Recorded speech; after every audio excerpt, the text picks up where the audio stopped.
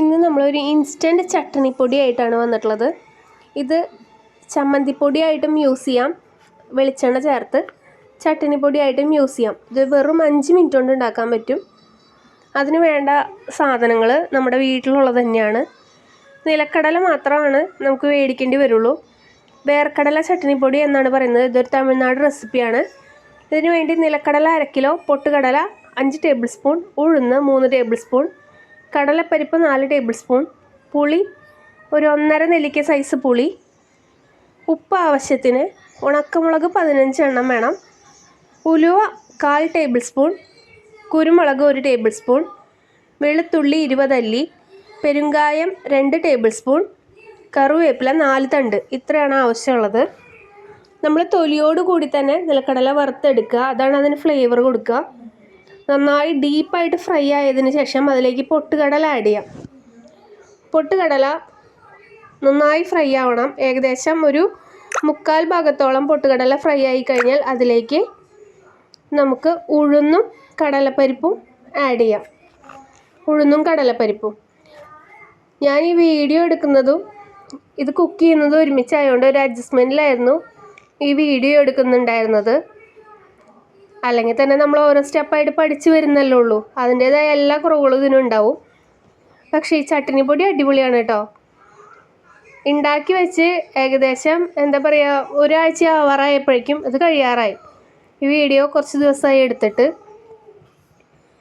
അങ്ങനെയാണിപ്പോൾ എൻ്റെ നിലപാട്. പെട്ടെന്ന് സംഭവം കഴിയും ഉണ്ടാക്കി വെച്ച് കഴിഞ്ഞാൽ. പിള്ളേർക്കും എല്ലാവർക്കും ഭയങ്കര ഇഷ്ടമാണ്. ദോശയുടെ കൂടെയും ആപ്പത്തിൻ്റെ കൂടെയും ഇഡ്ഡലിയുടെ കൂടെയൊക്കെ ഇത് സിമ്പിളായിട്ട് കഴിക്കാൻ പറ്റും. നമുക്ക് വെളിച്ചെണ്ണ ചേർത്ത് ചമ്മന്തി പൊടിയായിട്ട് കഴിക്കാം, അല്ലെങ്കിൽ ചുടുവെള്ളം ചേർത്ത് ഒരു 15 മിനിറ്റ് വെച്ച് കഴിഞ്ഞാൽ ചട്നിയായി. അതിലേക്ക് കടുക് തളിച്ച് ചട്നിയാക്കി കഴിക്കും ചെയ്യാം.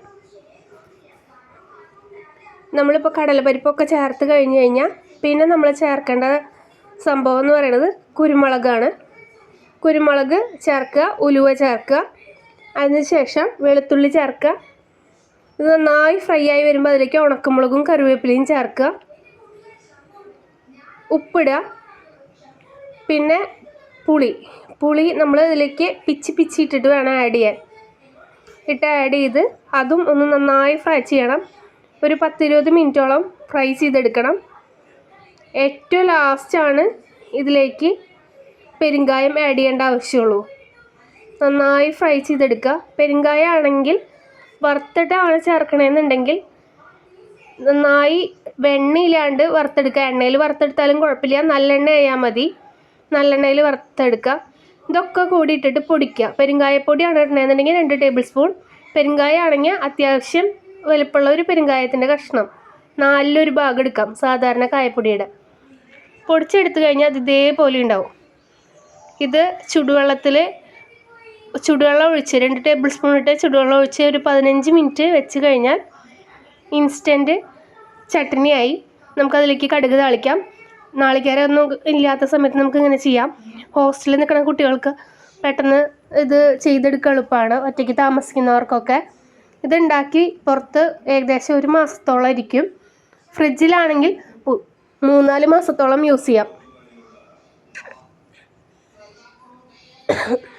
നല്ല അടിപൊളി ഐറ്റമാണ്. നമുക്ക് ഈ 1/2 കിലോയിൽ ഇത് ചെയ്യുമ്പോൾ തന്നെ ഏകദേശം 1.5 കിലോ പൊടി നമുക്ക് കിട്ടും. വളരെ ടേസ്റ്റിയാണ്, ഹെൽത്തിയാണ്.